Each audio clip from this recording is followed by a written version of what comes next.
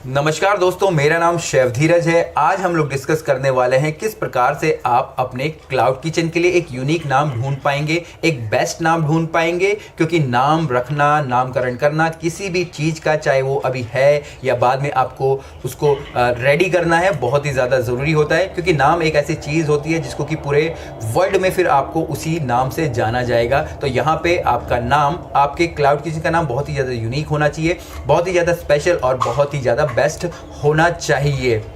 मैं कुछ यहाँ पे पॉइंट्स बता रहा हूँ जिनको कि ध्यान में रखकर आप अपने क्लाउड किचन का नाम सेलेक्ट कर सकते हैं। आपको यहाँ पे ये भी ध्यान रखना है, जो भी मैं ये पॉइंट्स बता रहा हूँ वो इस डिजिटल एरा को मैंने ध्यान में रख के बनाई है ये सारी चीज़ें। क्योंकि अगर आप क्लाउड किचन को, अगर आपको कोई ढूंढना चाहेगा तो आपको वो डिजिटली ही ढूंढेगा, वो आपको स्विगी पे ढूंढेगा, जोमेटो पे ढूंढेगा, या फिर आपको वो गूगल पे सर्च करेगा, वो पर्सनली आपके पास नहीं आएगा। तो यहाँ पे ये सारी की सारी बातें डिजिटल चीज़ों को ध्यान में रख के मैंने बनाई हैं। दूसरा, कई सारी, अगर आपने स्टार्टिंग नहीं करी है तो आप स्टार्टिंग करना चाहते हैं तो आप चाहे तो उस नाम को अपने लिए रजिस्टर भी करवा सकते हैं, आप हमारी सर्विसेज भी ले सकते हैं, ताकि आपका नाम बाद में कोई यूज़ ना कर पाए।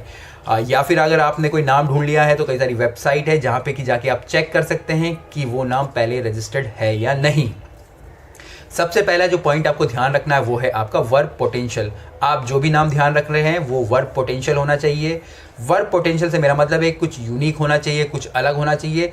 ऐसा नाम जो कि पहले एग्जिस्ट ना ही करता हो या हो ही ना, जैसे कि जोमेटो, स्विगी, फासोस, रेविल फूड्स, ये ऐसे नाम थे जो पहले एग्जिस्ट करते ही नहीं थे।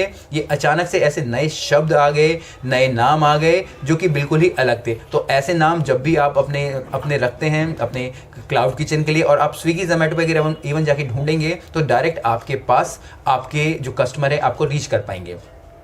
यहाँ पे मैं एग्जांपल और लेता हूँ, मान लीजिए मैं रख लेता हूँ राम का ढाबा नाम, और अगर आप जाके उसे स्विगी पे ढूंढेंगे, जोमेटो पे या गूगल पे ढूंढेंगे तो ढेर सारे ढाबे आ जाएंगे। तो यहाँ पे जो कि ऑलरेडी बहुत सारे नाम है, उनमें जो आपके पास जाना चाहता है, आपका कस्टमर बनना चाहता है, उसके लिए आपके पास पहुँचना बहुत ही ज़्यादा मुश्किल हो जाता है। तो आपको वर्क पोटेंशियल नाम ढूंढना है, एक ऐसा नाम ढूंढना है जो पहले एग्जिस्ट करता ही ना हो। दूसरा, यहाँ पे आपको कोई भी डबल मीनिंग वाले शब्दों को यूज़ नहीं करना है। हमारा देश बहुत बड़ा है, कई सारी हमारे यहाँ पे धर्म हम लोग मानते हैं, कई सारी लैंग्वेजेस हैं, कई सारे हमारे रीति रिवाज हैं। तो कोशिश कीजिएगा कुछ ऐसे शब्द यूज़ ना करें जो कि किसी दूसरों की भावनाओं को ठेस पहुँचाते हो, उनका गलत मतलब निकलता हो। जब भी हम लोग सोचते हैं कि हमें अपने बिज़नेस को आगे बढ़ाना है, एक्सपेंड करना है, हमें दूसरे स्टेट्स में जाना है, दूसरी कंट्री में जाना है, तो कोशिश कीजिएगा कि ऐसे नामों का इस्तेमाल कीजिए जो कि दूसरों की चीज़ों को ठेस ना पहुंचाए। ये चीज़ें आपको बहुत ही ज़्यादा ध्यान रखनी है, क्योंकि हमारे देश में हर प्रकार के धर्म ज़रूर हैं, कई सारे शब्द हैं जिनका कि गलत मतलब भी निकलता है दूसरी लैंग्वेजेस में। तीसरा, आपको यहाँ रखना है कि अल्फ़ाबेट से मेरा मतलब है कि जो भी हमारे पहले 15 अल्फ़ाबेट है, आप बोल सकते हैं 15 या 20, ABCDDEFGHI, आपको ऐसे ही अल्फ़ाबेट्स के अपने नाम की स्टार्टिंग करनी है, ताकि आपको जो आपका कस्टमर है, आपका गेस्ट है, ईजिली जो कि नेट पे या डिजिटली ढूंढ पाए।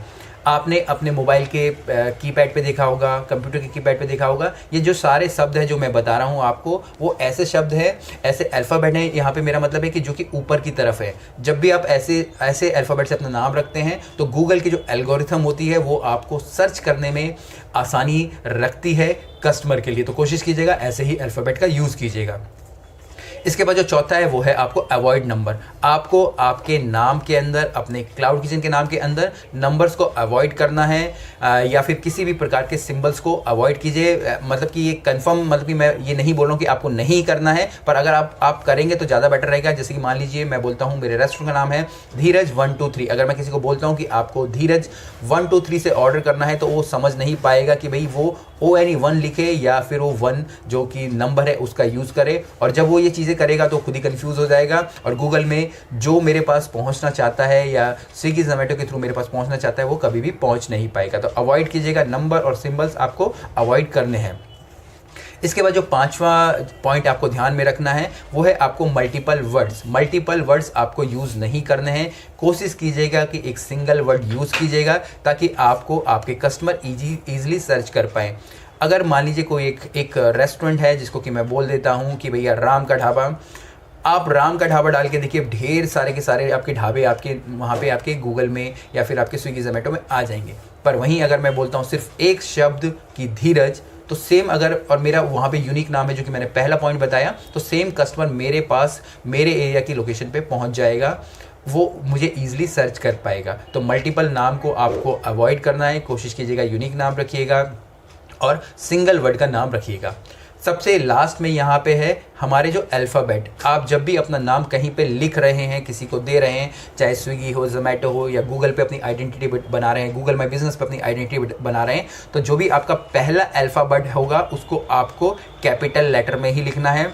आपको ये बात बहुत ज़्यादा ध्यान रखनी है। कई सारे लोग गलती करते हैं कि जो पहला लेटर है उसको स्मॉल लेटर में लिख देते हैं, फिर गूगल उनको सर्च ही नहीं कर पाता है।